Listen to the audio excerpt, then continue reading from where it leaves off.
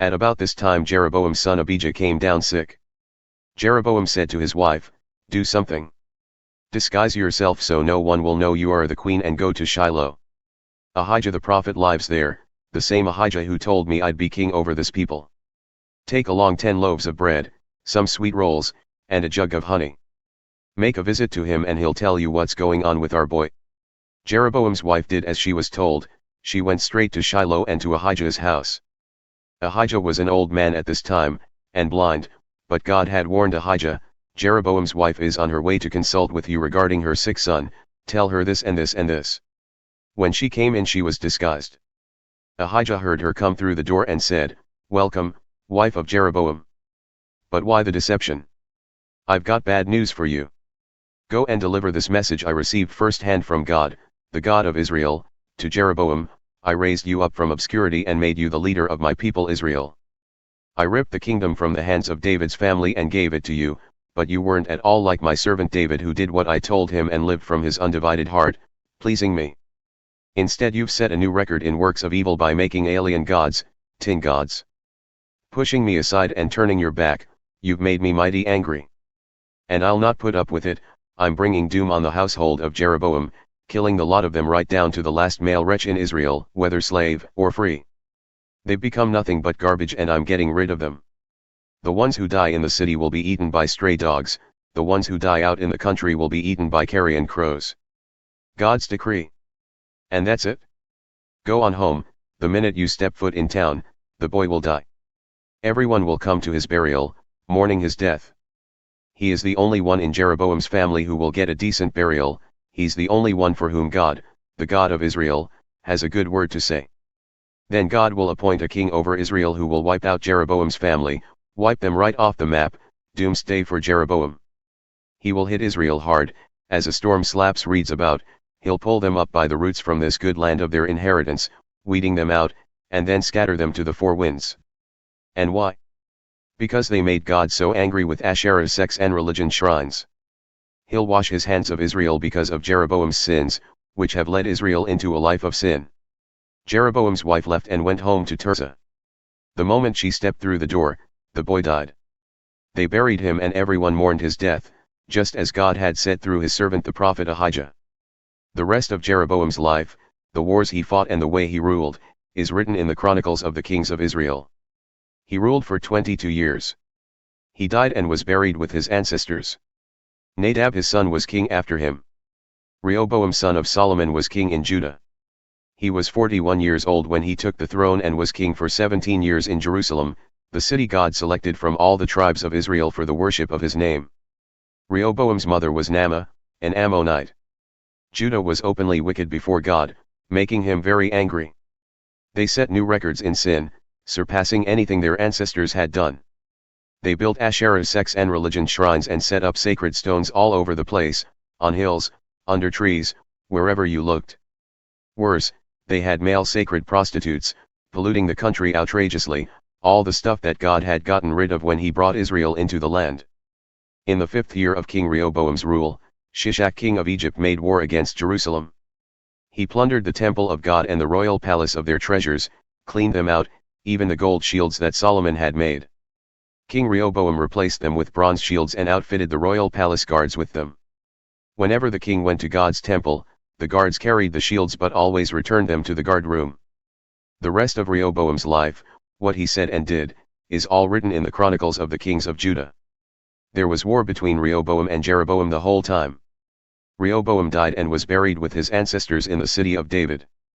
His mother was Naamah, an Ammonite. His son Abijah ruled after him. Abijah of Judah. In the 18th year of the rule of Jeroboam son of Nebat, Abijah took over the throne of Judah. He ruled in Jerusalem 3 years. His mother was Maacah daughter of Absalom. He continued to sin just like his father before him.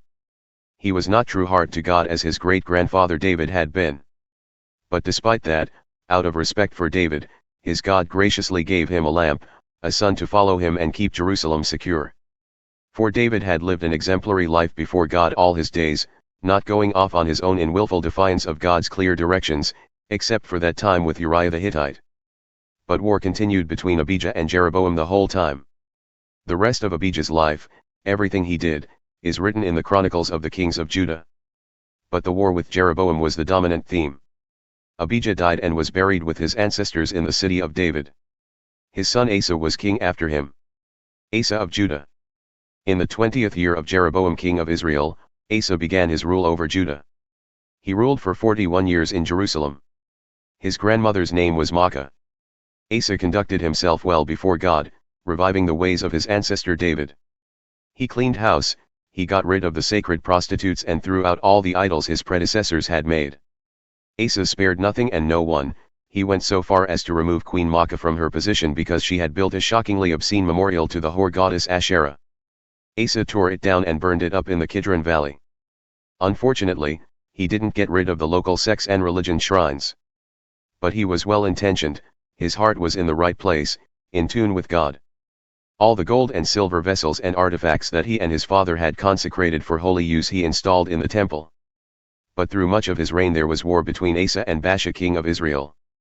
Baasha king of Israel started it by building a fort at Ramah and closing the border between Israel and Judah so no one could enter or leave Judah.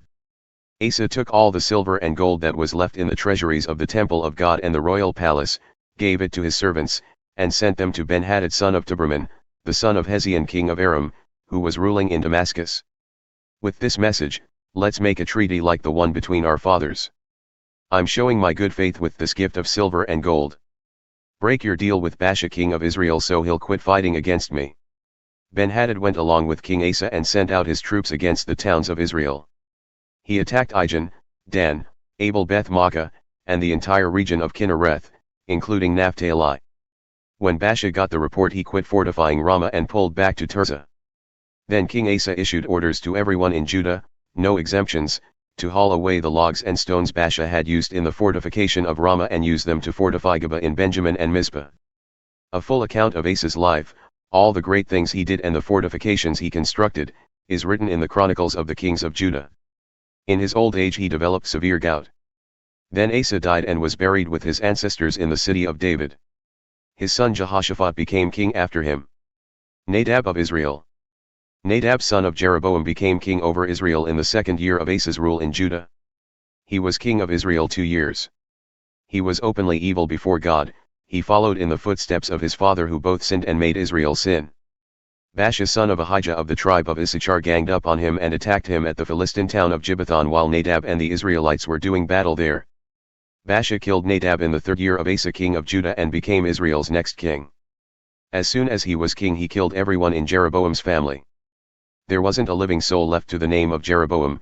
Baasha wiped them out totally, just as God's servant Ahijah of Shiloh had prophesied, punishment for Jeroboam's sins and for making Israel sin, for making the God of Israel thoroughly angry.